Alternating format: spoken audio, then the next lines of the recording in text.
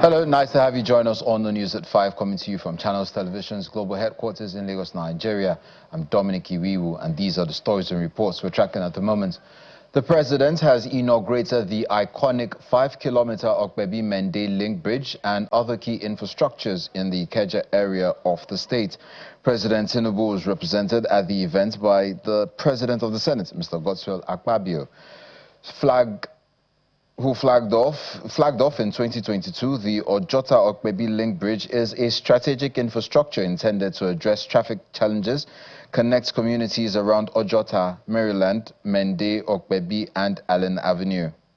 Mr. Akpabio also represented President Tinubu at the commissioning of the Lagos State Geographic Information Service building and multi-agency office complex in Alausa, which brings many agencies of the state government together, creating a harmonious working relationship for effective service delivery to the public. This achievement is about more than one man. It is about a system that is working. It is about a public service that continues to deliver the dividends of democracy to all Nigerians, because Lagos is home to all Nigerians.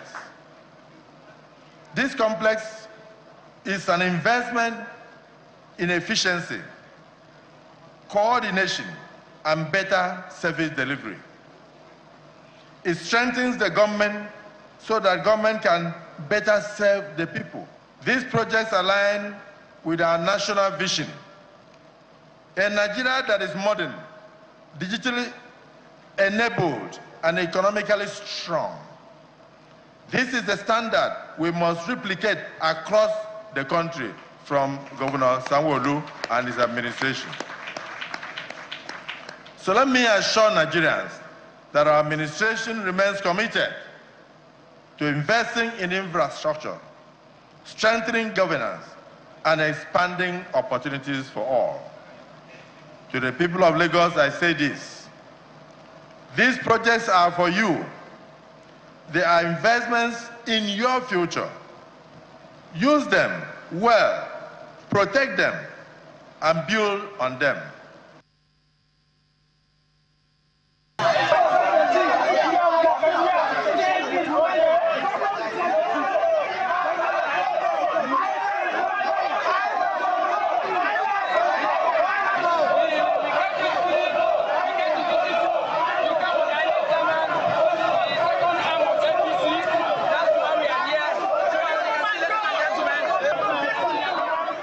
Leaders of the African Democratic Congress, including former Vice President Atiku Abubakar, former presidential candidate Peter Obi, former ministers Rotimi Amechi, Ralph Aregbesola, Rabiu Kwankwaso, former Senate President David Mark, and others have protested at the INEC headquarters in Abuja. The protest, which is tagged Save Nigeria's Democracy, is targeting the electoral umpire, which they say is working for the ruling APC to undermine democracy. The protesters took off from the Maitama roundabout, which is about 1,000 meters from the INEC headquarters. The protesters have submitted their petition to the agency's officials, received by INEC National Commissioner Abdul Zuru.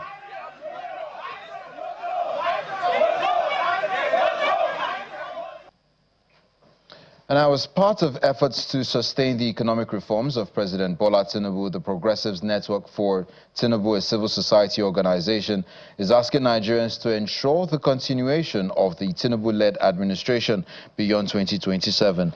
Addressing a news conference in Abuja, the Director General of the network, Mr. Olumide Obadele, says it is time for Nigerians to be part of the process of building a Nigeria that everyone can be proud of, by getting involved in the electioneering process to re-elect President Tinubu. He adds that the economic reforms of the President Tinubu-led administration is reshaping the destiny of Nigeria for the good of all. We want to state with strong emphasis that the last 3 years of President Tinubu-led administration have moved Nigeria from where it used to be and presently on its way to where it ought to be. In all honesty, the last 3 years of the Tinubu's administration have been those of fulfilled promises and aspirations. Major policies decisions have been taken in the best interest of majority of Nigerians, both at home and in the diaspora. For the purpose of this briefing, I would like to consider just 4 areas of great accomplishments by the Tinubu-led administration. One is the area of economy. The journey to Nigeria's economic recovery under the present administration began when Tinubu announced the removal of fuel subsidy on the 29th of May, 2023.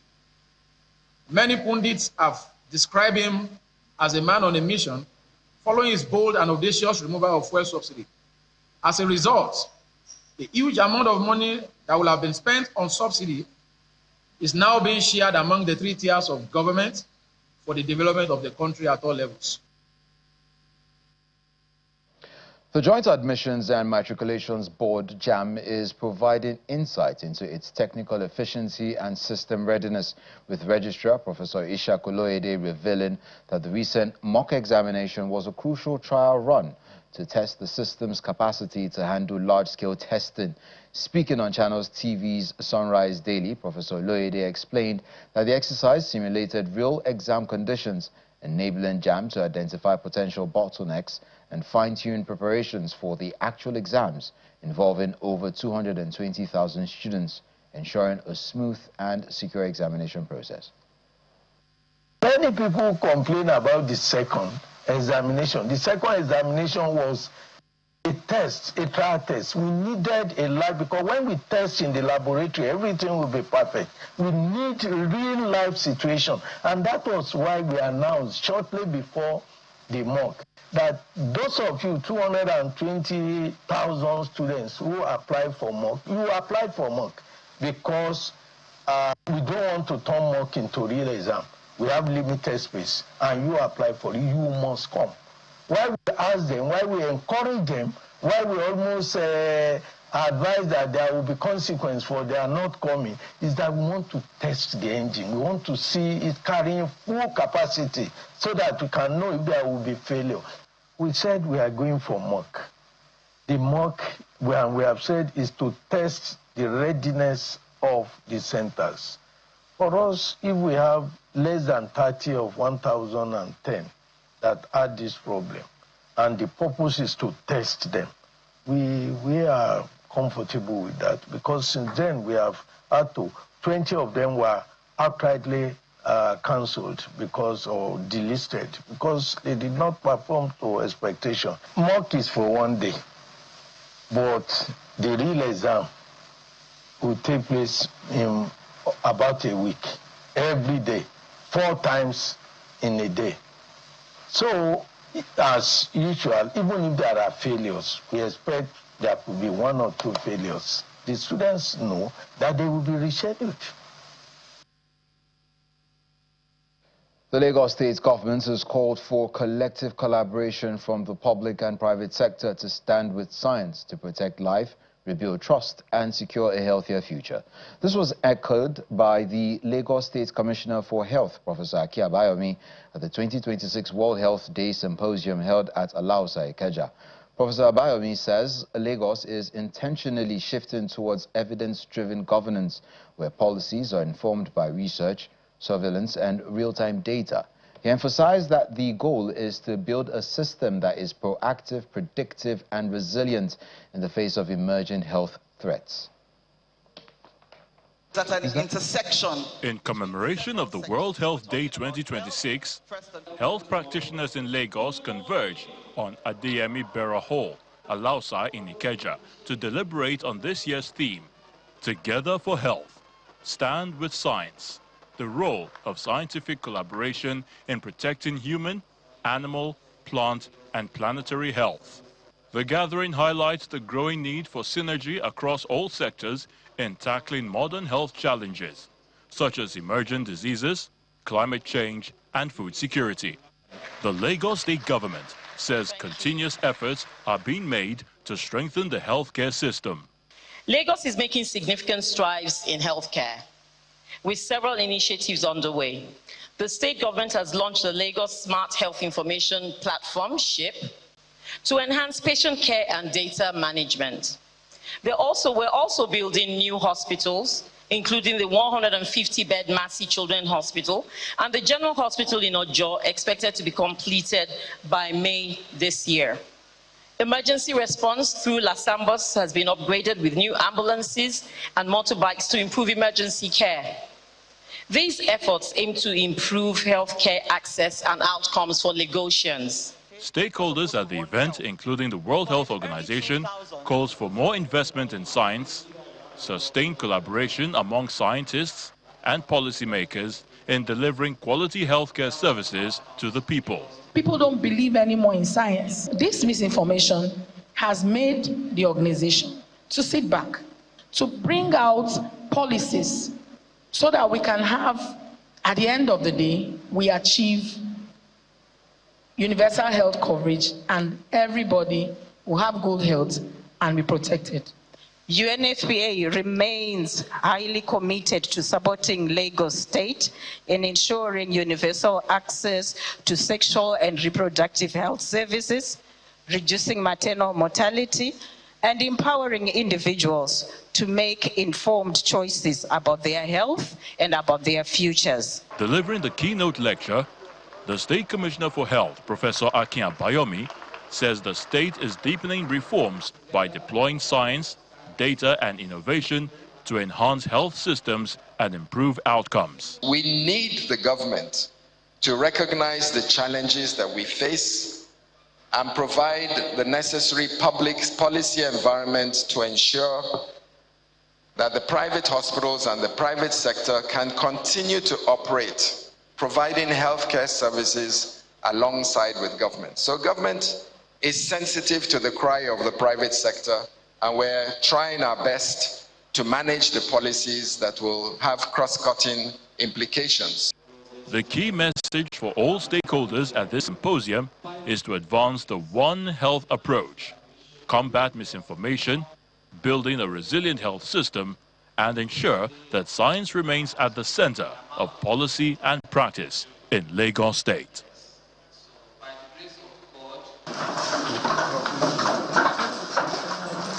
Of the celebration, Plateau State has joined the global community to commemorate this year's World Health Day with a renewed commitment to science-driven healthcare and improved public health outcomes. The State's Commissioner for Health, Dr. Nicholas Abamlong, made this known during a press briefing held at the State Ministry of Health in Jos, the Plateau State's capital.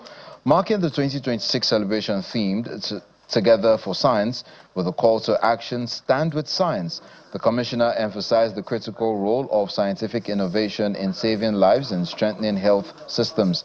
He highlighted Nigeria's recent success in disease surveillance, immunization and outbreak response, noting that science-based planning has helped reach millions of children through campaigns such as measles, rubella and polio vaccination drives. We are proud to align with the national and the global vision.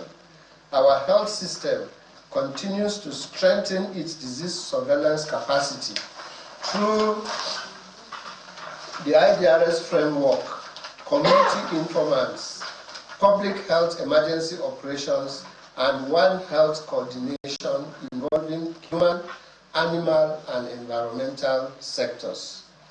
These investments ensure that early warning signals are detected promptly, outbreaks are contained quickly, and our communities remain protected. As we all know, the health landscape is becoming more complex.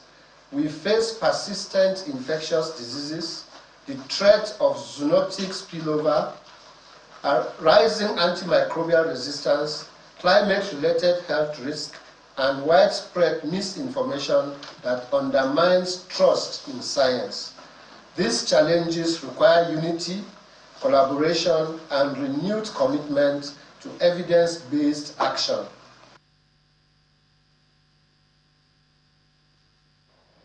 You're watching the news at 5 on Channels Television. Ahead of the 2027 general elections, the National Broadcast Commission has announced revised broadcasting codes. Stay with us for details.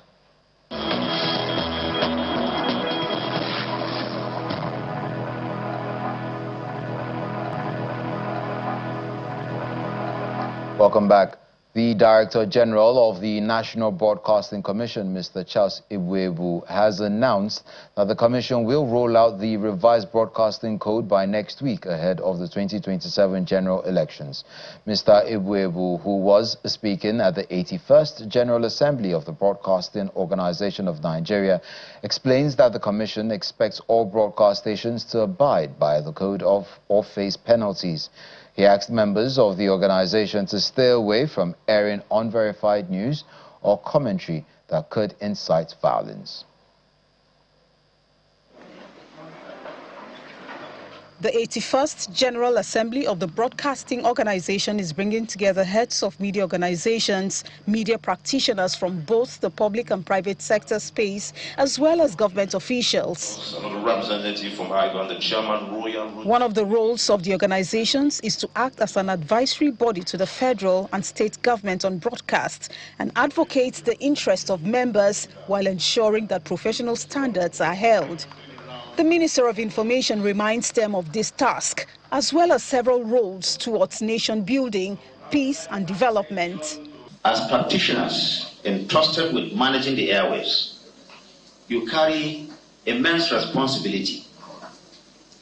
The airwaves is indeed a public trust, and how the airwaves are utilized has a direct impact on our national cohesion, public understanding, and our democratic stability.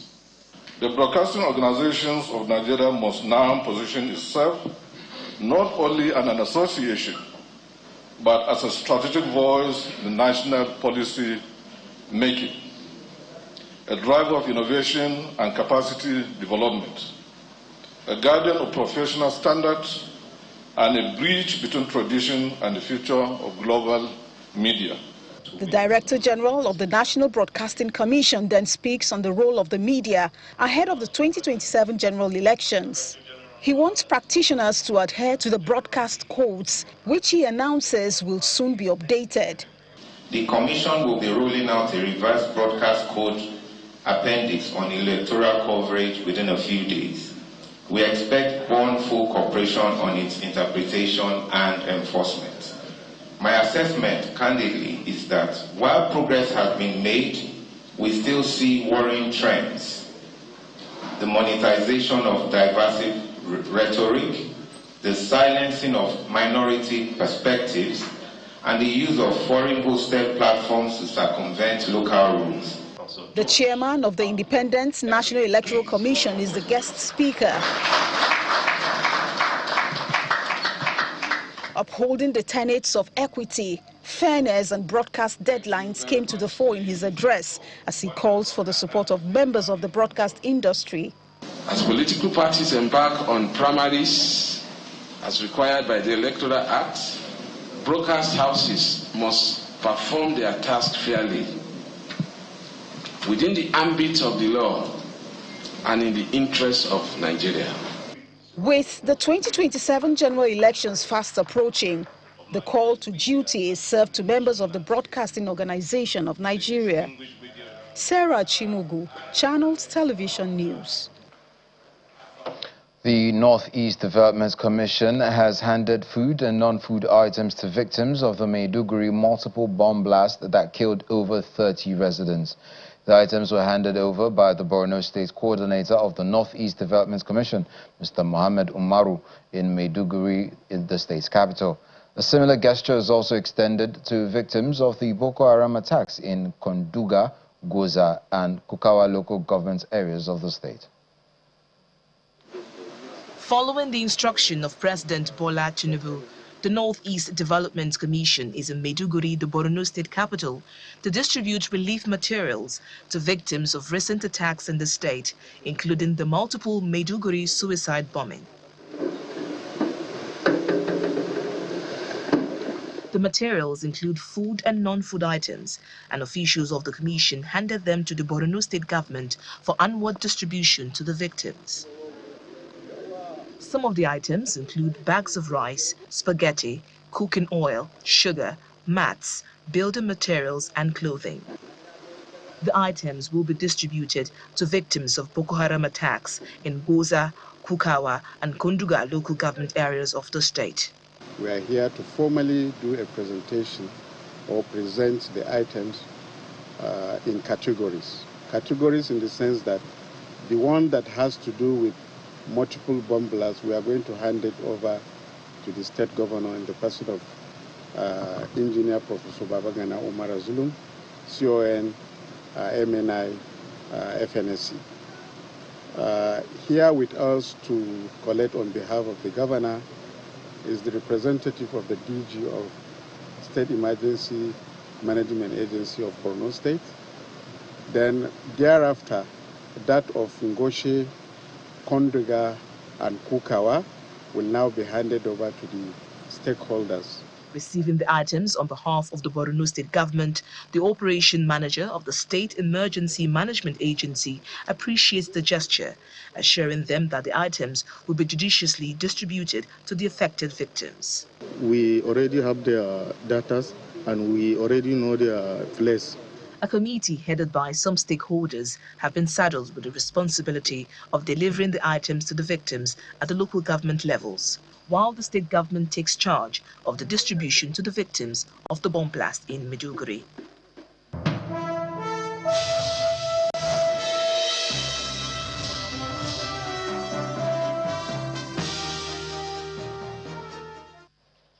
And on business news, Fitzy Russell has officially updated Nigeria's status from unclassified to frontier market status, effective September 2026. This upgrade follows improved liquidity in the Nigerian foreign exchange markets, and the clearing of capital repatriation backlogs have increased investor confidence, allowing for the reclassification.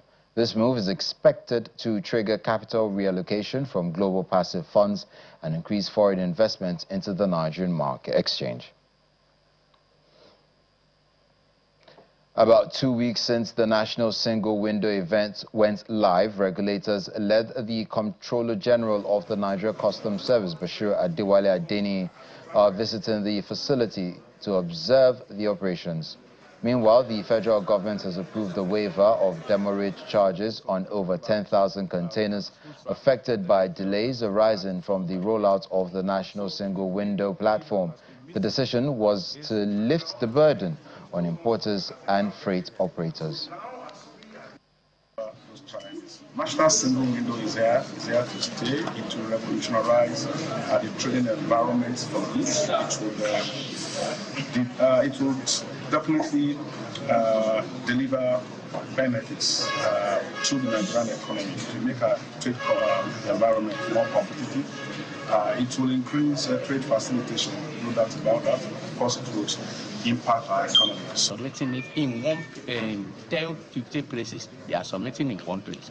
And even if you have delay, it is far, far less than going to 7 places. That's one.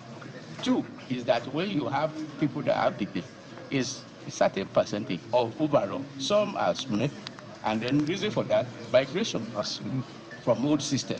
Imagine when you have the master manifest, you ship one in old system and the other one is so I thank Nigeria, because the success is just the adoption.